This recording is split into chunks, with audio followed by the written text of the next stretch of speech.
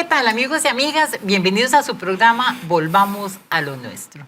Hoy vamos a hacer un programa que sé que a ustedes les va a encantar, como a mí me encanta la compañía que tengo en este momento de dos amigos muy queridos que a través de los años hemos trabajado en muchas cosas que tienen que ver con nuestras tradiciones, nuestros valores, nuestras costumbres y en fin, especialmente podemos hablar un poquito de San Carlos y también podemos hablar un poquito de otros lugares, pero bueno, es que ya vamos a ubicarnos, ¿verdad? Aquí tenemos a nuestro amigo Rogelio Barrantes, que nos trae todo este regalo, de todo este material del que vamos a hablar ustedes, de un documental extraordinario que tiene para nosotros no solo muchas sorpresas, sino también como muchas cosas como de curiosidad, ¿verdad? Que nosotros no nos imaginamos que existan. Porque, bueno, ese documental se llama Oro, Café, Boyeros. Ese es, digamos, parte del tema. Y aquí a la derecha tengo a nuestro amigo Julio Santamaría, que más conocido que la pobreza. Julio, ustedes lo han visto en todos los desfiles de boyeros habidos y por haber, ¿verdad? Porque él tiene un conocimiento increíble sobre todo lo que son los bueyes, los colores, de dónde proceden, bueno, en fin.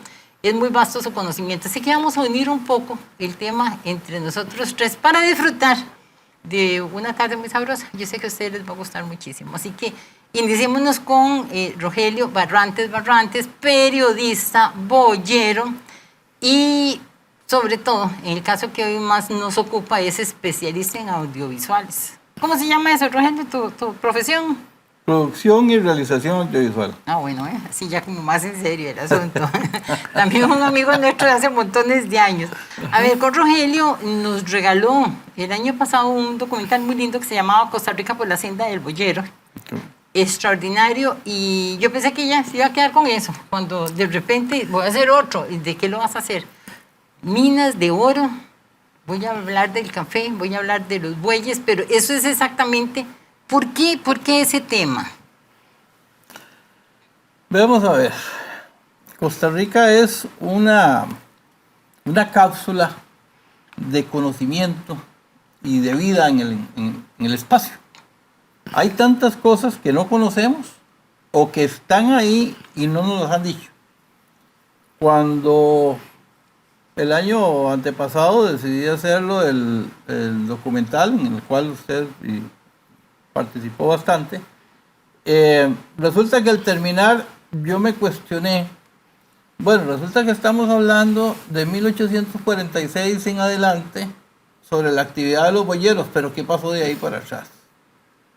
¿Qué pasó de ahí para atrás? ¿Por qué los boyeros de 1846 y por qué el desarrollo ahí? Si nosotros venimos desde más atrás. Entonces, eso me hace crear una hipótesis en la que yo planteo de que los boyeros tienen que tener más participación en el desarrollo del país. No pudo haber sido que de la nada salieron en el café, cuando ya inclusive tenía información que don Julio nos las ha manifestado muchas veces, desde 1580 por ahí, que llegaron los bueyes a Costa Rica. No tengo fechas exactas, pero bueno, ya Julio es el especialista de eso, Julio es el que sabe. Entonces, digo yo, bueno, ¿qué pasó sobre eso? Y sobre esa hipótesis comencé a estructurar lo que viene a terminar ahora en este documental para presentarlo el 29 de octubre. Me parece que en ese proceso de investigación logro determinar de que efectivamente cuando Costa Rica deja de ser colonia antes de 1821, o más bien al llegar a 1821 Costa Rica, ¿qué tiene? Nada. O sea, no hay una economía solvente, no hay algo que como país pueda decir, bueno, yo me voy a ir por este lado. No tenía, era nada más el chancho, las gallinas, la matica de yuca, tal vez el cacao, o sea, eso y pare de contar, no había más. Entonces, se da la circunstancia precisamente en 1815 que se descubre el oro en el aguacate. Y estaba ahí, nadie lo había tocado. Cuando Costa Rica decide ya en 1821 ser república independiente, pues ¿de dónde de dónde chocolate, cómo se hace chocolate sin cacao. Entonces se comienza a trabajar en el oro. Entonces la extracción de oro, pero resulta que ¿cómo se trabaja ese oro? Bueno, es necesario una fuerza motriz, no eléctrica porque no existe, pero sí una fuerza motriz que tenga la suficiente fuerza, valga la redundancia, para quebrar esas rocas, para poder extraer el oro. Y ahí es donde entran los bueyes. Entonces, en realidad, esto es lo que me lleva a mí a descubrir es que el oro es la base del capital que permitió desarrollar el café, convirtiéndose en esas dos actividades, el oro y el café, en la base sustantiva del desarrollo económico de Costa Rica. O sea, ahí de ese capital, ahí comienza a desarrollarse porque el oro fue el capital semilla y el café es el que lleva a esa explosión económica ya de las exportaciones a partir de 1843, de 1846. Porque hay que tomar en consideración que esa primera etapa, porque lo del oro en Costa Rica se da en dos grandes etapas, pero en esa primera etapa, que va de 1821 a 1843, ese capital que se aplica para el café, ya en esa época comienza a sembrarse el café y la expresión es en 1846 con la carretera, cuando se abre el camino para Bueyes a Punta Arenas.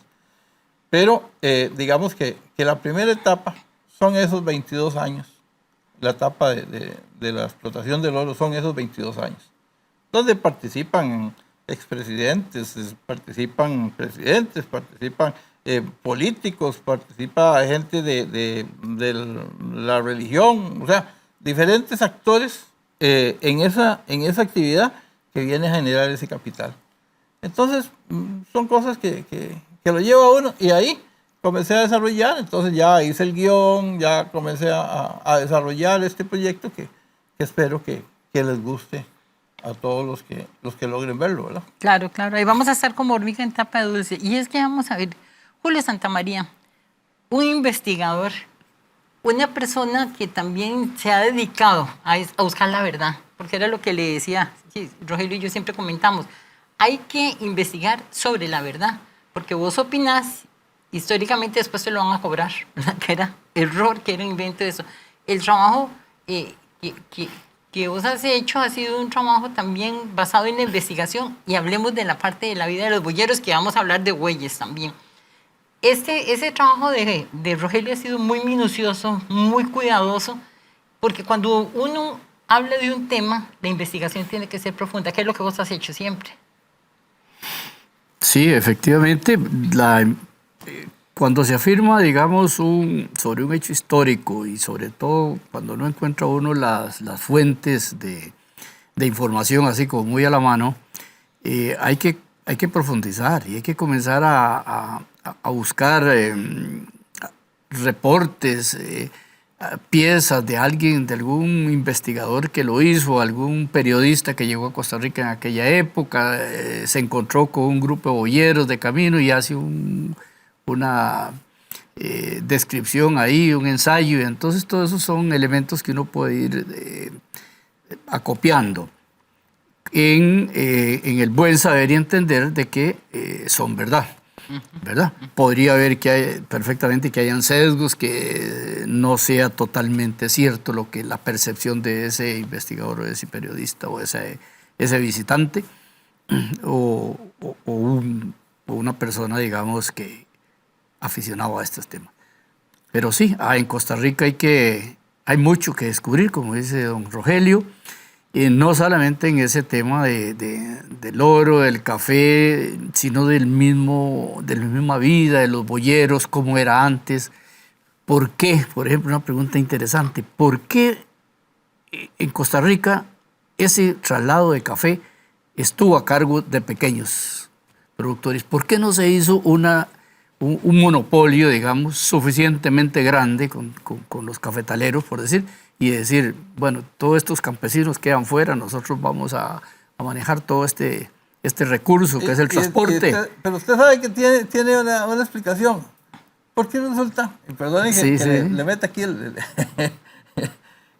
resulta que en esa Costa Rica tan pequeña no habían grandes capitales. Ese es el asunto.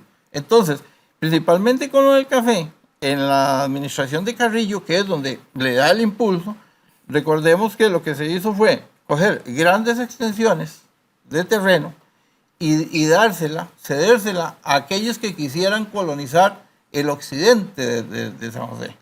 O sea, entonces comienzan a venir, bueno, hacia Heredia, La Abuela, Cartago, pero la propuesta en ese momento eran pequeñas secciones de terreno, que 2 hectáreas, que 5 hectáreas, en fin, entonces, o manzanas en aquel momento.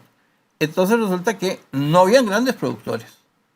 Y ahí es donde está el asunto. O sea, era una Costa Rica más pluralista, sin acumulación de capitales, salvo, bueno, caballerizas, habían caballerizas, entiéndase que habían caballos porque también hay una medida de terreno que se utilizaba en ese tiempo que se llamaban caballerizas, no hectáreas, sino las caballerizas, que era lo que se le entregaba a la gente. Entonces, ahí comenzamos nosotros a ver cómo se va logrando, digamos, la democratización, si cabe la palabra, de esa economía incipiente del país. Y lo que sí hubo fueron gente con mucha yunta de bueyes. Entonces ahí comenzó a desarrollarse un negocio interesante, y ahí vienen los Arias y viene otra gente que ya tenían las recuas, que se llamaba, grandes cantidades de dinero, de animales, de bueyes, carretas, que iban generando ese negocio. Ahí fue donde se dio un poquito más bien, con lo de los bueyes es donde comienza a verse más acumulación, si se quiere, recursos, pero sí, lo del café era muy, muy democrático, mucha distribución. Ya aprendimos algo. Claro que sí, excelente. Sí, ahí en la historia menciona de que sí hubo una oportunidad donde un empresario le propuso al gobierno el monopolio del traslado de café y que ofrecía un tipo de carreta diferente, de 4 ruedas, Sánchez, el americano. De los Sánchez. Ajá. Sí. Pues ya pasó el tiempo. Sí, y entonces, de suerte que no progresó ese decreto que querían. Y siguieron los pequeños productores boyeros participando también con las fincas grandes que tenían, porque las fincas cafetaleras, a medida que fueron desarrollando, fueron también creciendo en infraestructura Pero ese fue un proceso muy, muy interesante. Como dice usted, el café fue el disparador de la economía, de que nosotros se nos abrieran las fronteras y participar a Costa Rica fuera de nuestras fronteras. Sí, ya mandábamos productos y venían productos. Ok, pero aquí hay algo interesante ahora cuando usted habla de esto. Imagínese que cuando uno comienza a ver de 1821, en esa etapa, en esos 22 años, se comienza a decir, bueno, y volvemos, veamos es un tanto, tal vez complicado explicarlo, porque se dice, ok, el café es el disparador, sí, pero resulta que con el oro, el problema que tenemos es que no tenemos registros. Entonces, mientras Costa Rica no registra producción de oro, entonces, no hay oro. Y uno dice, no era tanto. Pero llegó un momento que el 48% de las exportaciones de Costa Rica son de oro. ¿Por qué? No necesariamente porque estuvieran registradas aquí, sino porque estaban registradas en los países de destino, en Inglaterra, Estados Unidos. Entonces, el oro que salía no se registraba. Habría algún vivillo por ahí, entonces en el gobierno no quedaba ese dinero, no quedaban impuestos, no quedaba nada. Pero en los países que recibían el oro, sí tenían que registrar los embarques de los barcos. Entonces ahí es donde se puede determinar que efectivamente sí salió mucho oro de Costa Rica. Y ese es, insisto, ese capital es el que viene a darle el impulso a la producción del café. ¿Y por qué? Porque bien pudo haber seguido, hubieron continuado con la explotación de oro, pero resulta que era muy, muy artesanal. Entonces, si acaso aprovechaban un 25, un 30% de la producción del oro y el resto lo botaban con la piedra. Y es interesante, en el documental van a ver, digamos, ahí donde especialistas que hemos entrevistado, que hemos ido y nos dicen, no, es que precisamente eso era. O sea, no lo estoy diciendo yo, sino dentro de ese proceso hay investigadores, ingenieros mineros, que precisamente nos dan esa guía de por qué en cierta medida desaparece o se suspende la explotación de oro. Porque, imagínese, perdón, que te interrumpa. Esa explotación de oro se dio muy centralizada ahí en los cerros en el aguacate. del Aguacate. Ajá. Okay. ¿No se abrió hacia otras zonas? No. En esa primera etapa. Precisamente ahí en el Aguacate fue donde se descubrió en 1815, cuando un prelado católico que viajaba hacia Cartago observó una piedra que le llamó la atención, la llevaron a Cartago y hicieron los análisis y determinaron que sí era oro. Entonces se centralizó ahí. Todavía ya en la segunda etapa, cuando vienen las otras zonas mineras como Miramar y las juntas, básicamente, toda esa parte de la cordillera de Tilarán, esa es la segunda etapa, a partir de 1890 más o menos. Entonces,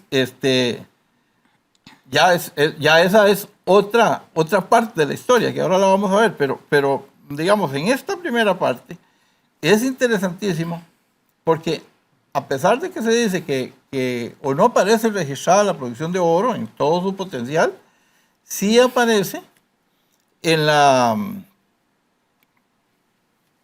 pruebas que se dan, porque imagínense ya que en 1824 se acuña la moneda nacional. 200,000 pesos en moneda de oro. ¿De dónde salió ese oro? De las minas del Aguacate. O sea, había mucha plata, había mucho oro ahí.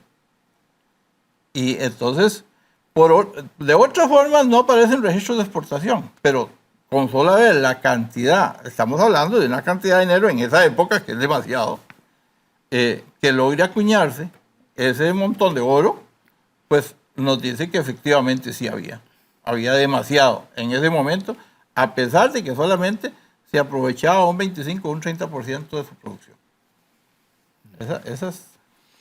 Es interesante el asunto. Claro, entonces, sí. Eso de que se dice que es que el café, sí, el café fue la explosión, porque ahí sí estuvo controlado desde siempre. Desde que se exportaron los primeros 2 sacos a Chile, desde ahí hay un control de la exportación del café. Claro. Pero el oro no. Sí. Interesante, ¿verdad? Ahora, no sabía uno si era por falta de interés de la parte del gobierno o porque convenía mantener esas producciones, digamos, relativamente solapadas o en el limbo, ¿verdad? Siempre ocurrirá lo mismo, ¿verdad? Sí, ¿verdad? Siempre será lo mismo. Bueno, estamos entrando en el tema del oro y de repente desde el inicio conociendo montones de cosas que ignoramos y que, bueno, vienen en ese documental que vamos a verlo, si Dios quiere, el 29 de octubre. El 29 de octubre se celebra realmente el bicentenario de la independencia, porque fue en esa fecha cuando se firmó y se juramentó en Costa Rica la independencia. Así que para el 29 queremos que ustedes puedan disfrutar de ese regalo que nos hace Rogelio, de un documental bellísimo con miles de imágenes, con un guión, con una investigación muy exhaustiva, con voces maravillosas, con músicos integrados, bueno, todo lo habido y por haber. Pero vamos a ir por un momento. A mí me encanta estar con ellos dos porque, no sé, comúnmente, quién sabe qué tanto en San Carlos, pero muy comúnmente a través de Canal 13 y otros canales, siempre los veíamos hablando mucho de los temas de los toros, que es la especialidad Y los une una amistad, pero los unen los toros también, ¿verdad? Y no los toros del norte. Nos vamos por un momento, ya regresamos con más Devolvamos a lo Nuestro aquí en Canal 14. Amigos y amigas, continuamos con nuestro programa aquí. Volvamos a lo nuestro, Oro, Café, Boyeros. El documental que ha elaborado don Rogelio Barrantes para que nosotros lo podamos disfrutar en la fecha del Bicentenario, que ya sabemos que el Bicentenario realmente es 29 de octubre, fecha en que se juramentó y se firmó nuestra independencia. Entonces aquí lo vamos a tener en Canal 14 y posiblemente estará en otros canales. Pero bueno, como a nosotros lo que nos importa es desde aquí, ¿verdad? Seamos bien sancarleños. Cuando pensamos hacer esto, para comentar un poco cómo fue que lo hizo, porque he tenido la suerte de estar muy cerca de él y ver a través de todo el tiempo las imágenes aquí, lo que hace allá. Yo le digo que es como un rompecabezas, ¿verdad? Cuando él piensa una cosa y de repente le cae otra, él pone algo y otro, y ahí va agrandando, y es un tesoro realmente lo que tiene. Pero pensamos que interesante que don Julio Santamaría nos acompañara. ¿Por qué? Porque en ese tema estamos hablando de temas boyeros y estamos hablando de bueyes.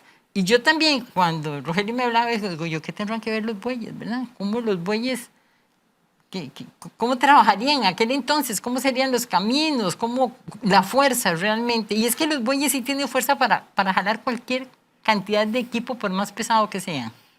Sí, hay un trabajo que presentó don Alejandro, ¿verdad?, en días pasados, que lastimosamente no pudimos concluir, nos quedó en el aire, nos quedó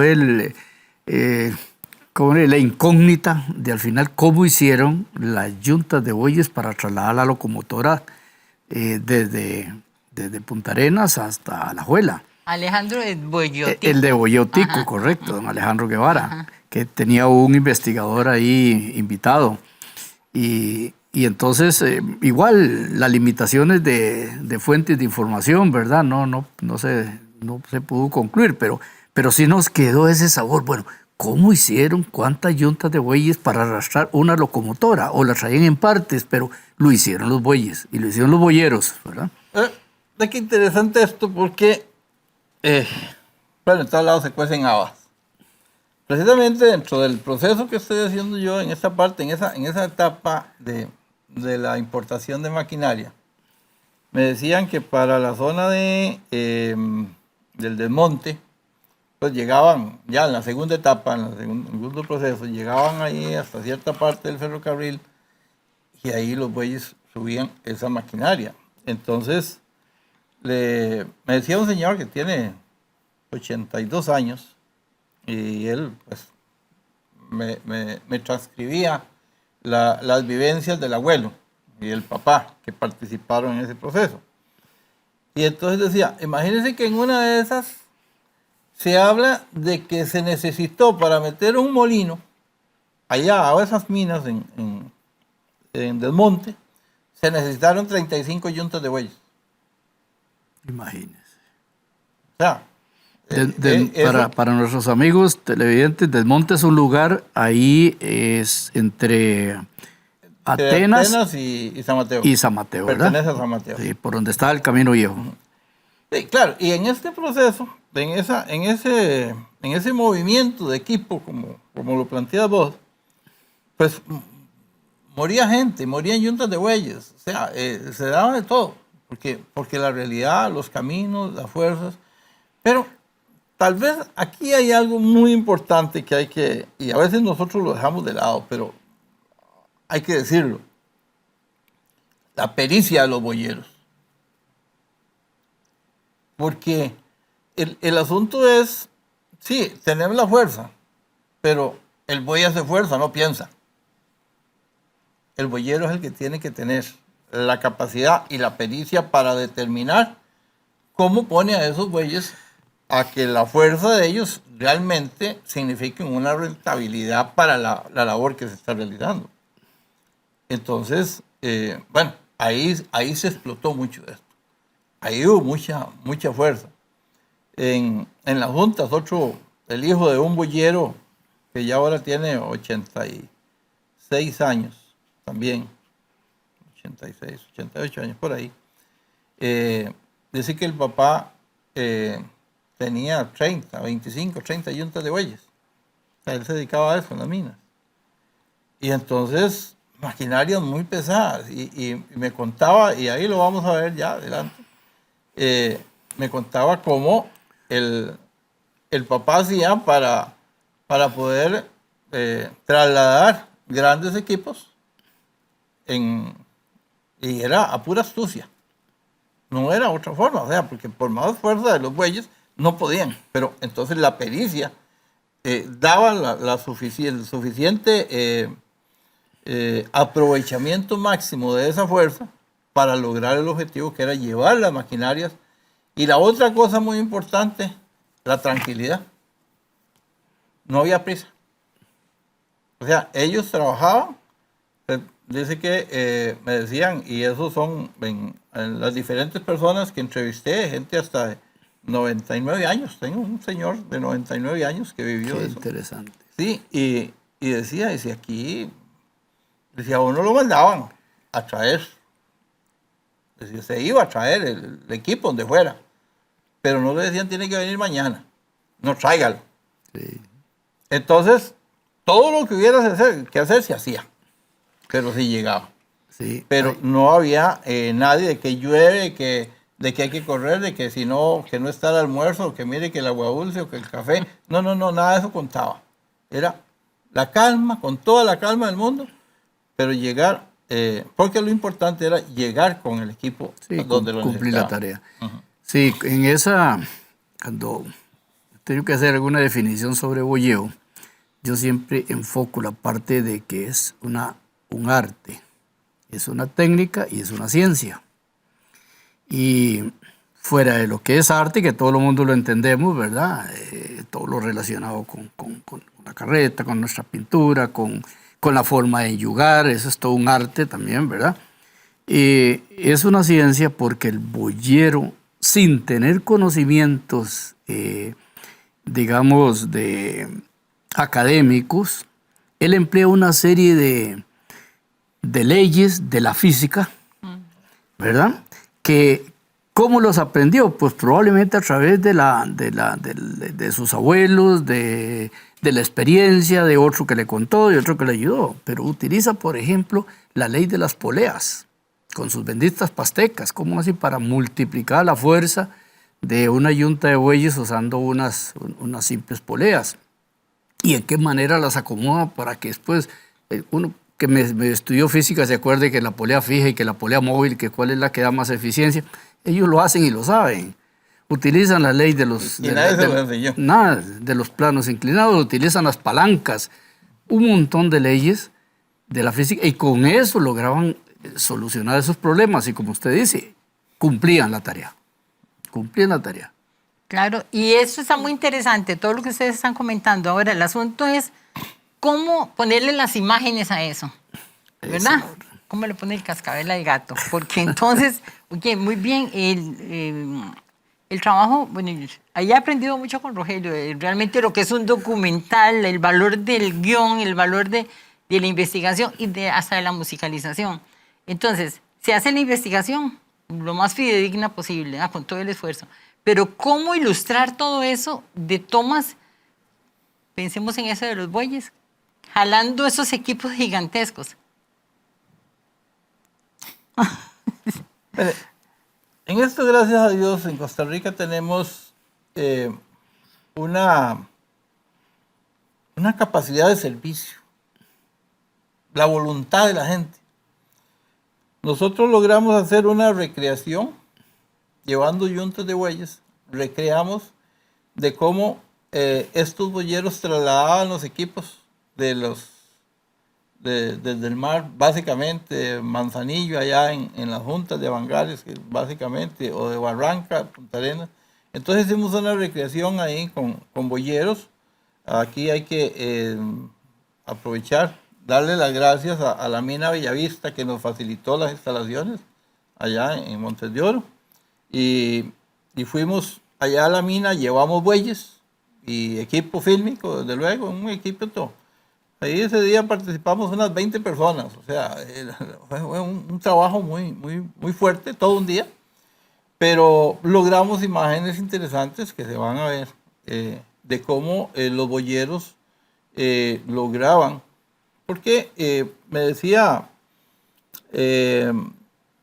los historiadores, básicamente los Santiago Porras, me decía que la forma de trasladar ese equipo era, bueno, carretas, lo que se podía, pero cureñas, pero no era suficiente una sola cureña, a veces tenían que unir hasta 2 cureñas para poder llevar esos mazos, para poder llevar las piezas, y desde luego con varias yuntas de bueyes. Nosotros no teníamos tantas yuntas de bueyes como para decir, bueno, vamos a hacer, pero por lo menos queda mostrado la forma básica en que se dice. Ya después ahí es ir agregando cosas en la imaginación de cada quien, pero por lo menos logramos recrear esa parte. Y me parece que en el documental vamos a tener la posibilidad, cada uno ahí al frente del televisor, la pantalla, de poder decir, mira, esto se hacía así. O sea, y la forma en que ellos cargaban, la forma precisamente en que se utilizaban las palancas, la fuerza de los bueyes para cargar, porque a veces uno dice, hey, los bueyes son para jalar, para llevar, no, pero también para cargar las mismas carretas, cargar esas piezas. Entonces, la forma en que se utilizaba. Y básicamente ahí contestaría a su pregunta, doña Ángela, en el sentido de que hay que hacer una recreación. Porque no existe. Hay muchas cosas que no hay forma de tenerlas en imágenes, porque no hay pintura, no hay fotografías. Entonces, tenés que irte a la investigación. Una de las etapas muy interesantes es la firma del acta. Cuando se firmó el acta de la independencia, ¿quién la firmó? ¿Quiénes la firmaron? Resulta que comenzamos a investigar y no hay imágenes de esa gente. 4 o 5 nada más. Y solo de los miembros del cabildo directamente eran 17 personas. Y no teníamos cómo. Resulta que, bueno, logramos a través de un... Y esto, debo decirlo, fue un trabajo independiente. O sea, cuando yo me entero que se está haciendo, ya yo estoy en el proceso de producción. Y por otro lado, están realizando un trabajo que implica una serie de análisis científicos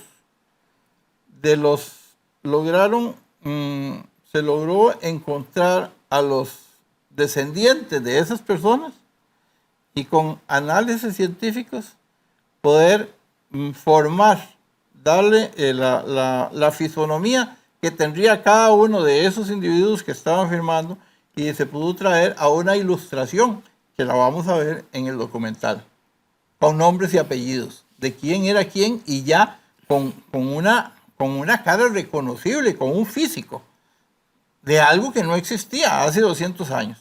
Y ahora se logró recrear a partir de ese análisis del ADN, fisiología, bueno, no sé cuántas cosas más que aplican en este tipo de cosas, porque yo soy lego en ese campo, sinceramente, pero el resultado está ahí.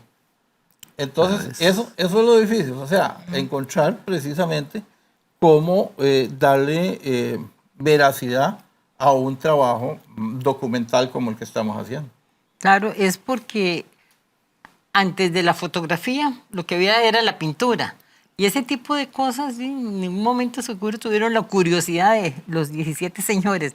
Ahora, si nosotros pensamos, porque eso es una cosa que hay que tenerla muy clara, que la independencia no fue un 15 de septiembre para nosotros, o sea, fue allá en Guatemala y se manda a decir aquí un mes después, mientras llegan y de todo, y se toma la decisión, hasta que se aclaren los nublados del día, decían, ¿verdad? Entonces esa gente es la que firma. Y yo hasta ese momento me pregunté, ¿cómo serían? ¿Quiénes serían? ¿Cómo serían ellos físicamente? Es que no quedan totalmente. Y se puede reproducir por ese trabajo maravilloso que se lo cedieron. Es que en eso, como dice, hubo mucha generosidad, a donde se ve el rostro de cada uno de esos individuos y de montones de cosas. porque si hablamos de huellas y del trabajo que se hizo de la grabación, que me parece muy interesante, pero también hay montones de datos que se fueron recogiendo sobre la marcha. Y una de las cosas interesantes, hablemos de él aquí, una de las cosas interesantes es que hay entrevistas, y claro, donde hace el guión Rogelio, él es como muy específico de lo que va a lograr que la gente diga. Pero imagina una persona de 99 años que cuente cómo su abuelo decía que eran las minas. Yo digo, qué valioso es ese documental, porque el señor, por más que viva, no va a vivir mucho, ¿verdad? Entonces, ¿cómo realmente con un documental como este se puede dejar huella? Ustedes dos deberían de unirse a hacerse un documental solo de huellas a ese estilo. Pero de verdad, que sea fidedigno, que realmente nadie pueda decir, bueno, porque hay otras cosas interesantes que ahora nos puede decir Rogelio, porque hay unas personas que dicen una cosa y otras personas que dicen otra cosa, ¿verdad? ¿Cuál de esas personas son las que tienen realmente la verdad? Sí, porque como decíamos, también depende mucho de la percepción de esas personas. Y al rato, sobre un tema dado, no todos estaban en el mismo momento presentes. Y entonces son...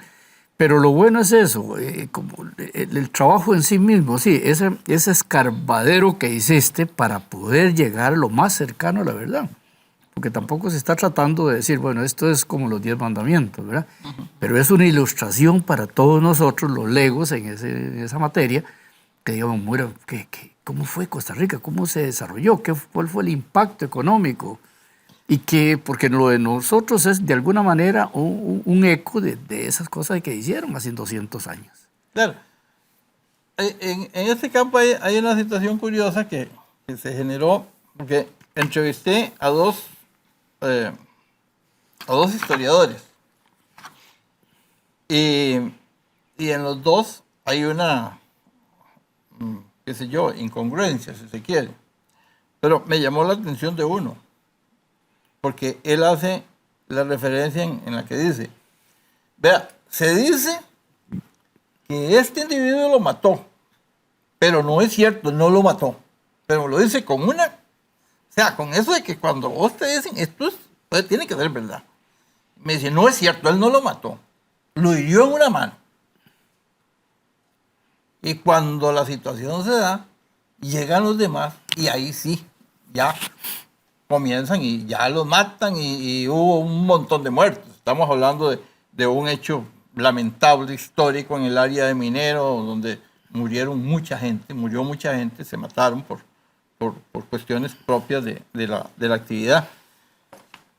Entonces, como yo tenía ya otras referencias, e inclusive una verbal, un testimonio verbal de por qué, de un historiador, entonces yo le cuestioné.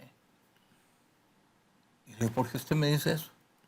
Dice, porque yo le estoy diciendo todo esto con base a una investigación que yo hice del archivo judicial donde se vio ese tema. Y ahí están los nombres específicos de cada uno. Ahí está quién fue quién hizo esto, quién hizo lo otro, todo. Ahí está. En un expediente judicial que nadie había sacado, solo lo encontró. Entonces, así, o sea, cuando se habla de ese tema y uno encuentra en documentos oficiales, yo lo encontré en documentos oficiales y que habla de lo que pasó y toda la cosa, y dice que un minero mató a un negro. Y él dice, no lo mató. Se habla de que lo mató, pero la realidad es esta. Eso está en los archivos judiciales del expediente judicial, en tal y tal número de expediente, así. Ahí está la situación. Entonces, sí se encuentra uno incongruencias, pero bueno, dentro de esas incongruencias hay cosas que tal vez el semblante de la gente, tal vez, no sé, esa cosita que tiene uno como para poder decir, por aquí, pareciera que esta es la real. Y va, y se la lleva y comienza a investigar y se encuentra precisamente esas realidades. Pero bueno, eso es ya el resultado de ese trabajo, porque en realidad ha sido un trabajo no de Rogelio Barrantes. Aquí yo quiero dejar patente y que porque hemos participado muchísimas personas. Aquí hay historiadores, hay diseñadores, periodistas, camarógrafos, ayudantes de cámara, músicos, músicos líricos, músicos de orquesta, tenemos músicos de guitarra también, cantantes, campesinos, o sea, todo un conglomerado de personalidades que han logrado amalgamar en este documental algo, no digo que sea bueno o que sea malo, yo digo que es diferente, pero ahí está, son imágenes, son cosas, además de que, y eso no sé si lo vemos luego, pero de todo lo que representa este país y lo que tiene, que son maravillas, que podemos ver ahí también, porque no es solamente el oro, no es solo eso, sino es la cultura, es el medio ambiente, es la flora, la fauna, todo lo que se va tejiendo alrededor de esa primera acción en 1821, en la firma de un acta de independencia. Bueno, tenemos entonces un recorrido por la historia de Costa Rica durante 200 años. El tema es amplio 100%, o sea, jamás vamos a poder ni siquiera sacar, yo diría, la 10ª parte, pero bueno, estamos haciendo un intento. Así que nos vamos por un momento y ya regresamos con más aquí en Volvamos a lo Nuestro. Amigos y amigas, continuamos aquí en Volvamos a lo Nuestro con nuestros amigos Rogelio Barrantes y Julio Santamaría Rodríguez, hablando de un tema muy interesante, de un documental que se llama Oro, Café, Boyeros, que pronto lo vamos a poder ver. Es un trabajo maravilloso, hecho especialmente, bueno, la finalidad era poderlo estrenar para este 200 aniversario de la independencia de Costa Rica, que es 29 de octubre. Hay mucho que hablar, entonces, Rogelio, ¿de qué quiere? Que especifiquemos un poco cuál es, porque lo que nos queda son 10 minutos, así que tiene la palabra.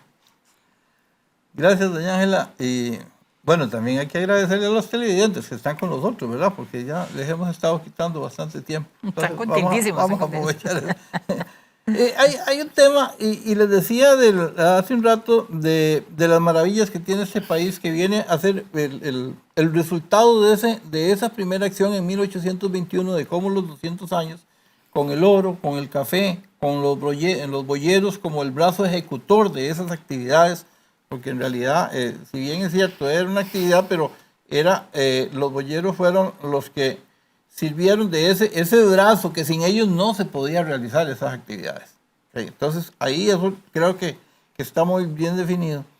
Pero hay algo importante que es hacia dónde vamos y qué hemos logrado. O sea, cómo esas actividades han logrado llevar el rumbo del país hacia una Costa Rica más culta en todo campo. Y desde luego en las artes escénicas, en las artes plásticas, en las artes musicales. Entonces tenemos desde la creación del Teatro Nacional en 1897 hasta que hoy todavía nos vanagloriamos de esa obra de arte en cuanto a estructura que tenemos ahí. Entonces, como las diferentes manifestaciones artísticas se han logrado a partir de la inauguración del Teatro Nacional. También lo tenemos, también el documental lo vamos a tener, vamos a ver gente maravillosa que está ahí.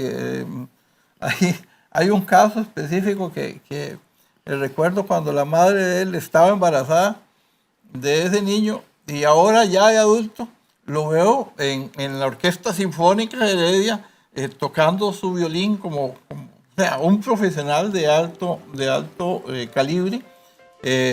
Podemos también, don Manuel Obregón, que valga decirlo, es quien está componiendo la música, es el que ha compuesto la música de este documental, pero también exponiendo su arte con otros músicos, digamos. ¿Cómo podemos apreciar la naturaleza, la flora y la fauna de este país? Donde hemos podido viajar desde los rincones allá a lo más alejado de Talamanca, de la reserva indígena, donde viendo cómo vive la gente y cómo este país ha sido prolífero en los beneficios de educación, de salud, de transporte, o sea, en todos los ámbitos. Y hemos logrado también determinar las áreas de explotación turística, como esas playas maravillosas que tenemos, la vida marina en la isla del Coco, por decir algo, en San Carlos, cuando tenemos de aquí en la zona norte, tenemos lugares maravillosos, imágenes de Ciudad Quesada, también más al norte, allá de Río Celeste, Río Cuarto, La Laguna, o sea, todo un conglomerado de imágenes que nos pueden llevar a nosotros y a quienes no estamos en Costa Rica, o sea, a los que están fuera de Costa Rica, a decir, qué lindo es Costa Rica.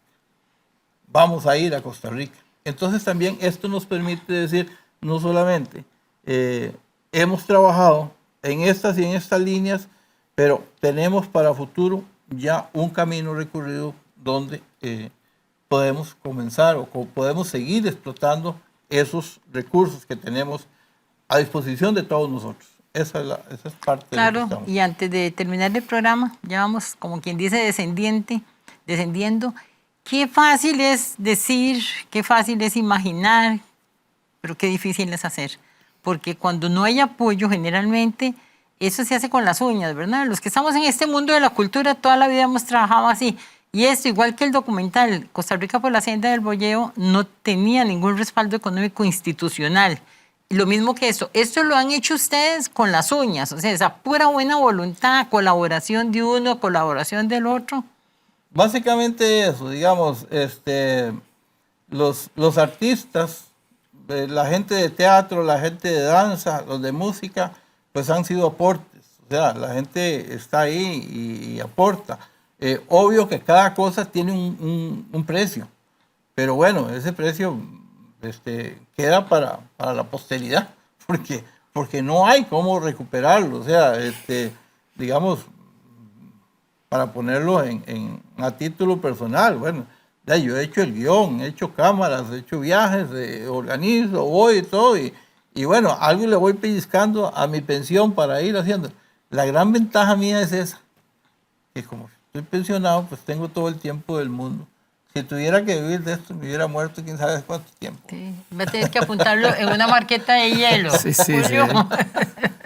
Sí, eso es increíble, ¿verdad?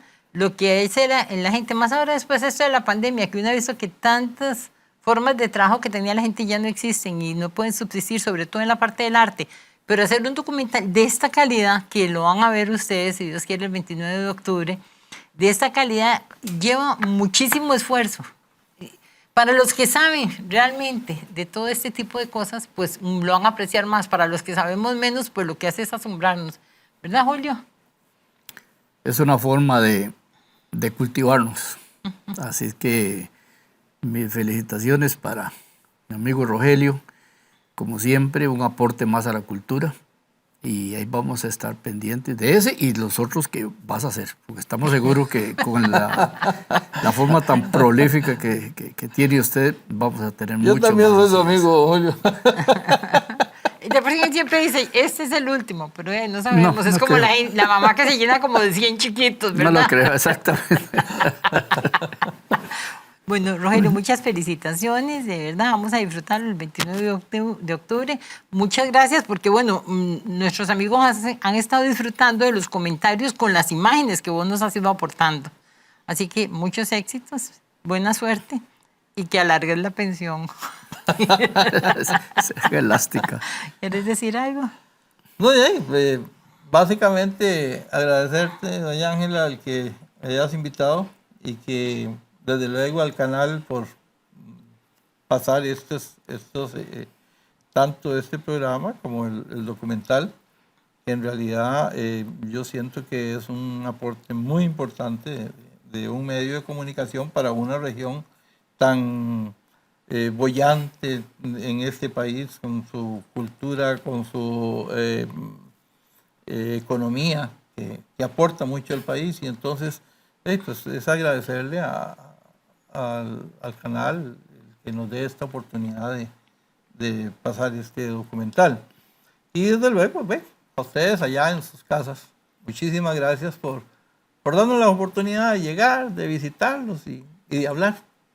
Ahí no sabemos al final si lo que dijimos o estamos haciendo va a ser de su agrado. Esperemos que sí. Y agradecidos con ustedes y con Dios por darnos la oportunidad de poder comunicarnos. Muchas gracias. Bueno, por dicha que aquí en San Carlos siempre vamos a la vanguardia, ¿verdad? Y a mí me parece excelente que estrenemos este documental aquí, así como se estrenó el de Costa Rica por la senda del Bollero. Y como dice Julio, pues hay muchos documentales más que estamos esperando que algún día haga Rogelio. Claro, así es. Pues así será. Entonces, si Dios quiere. Amigos y amigas, gracias por haber estado con nosotros.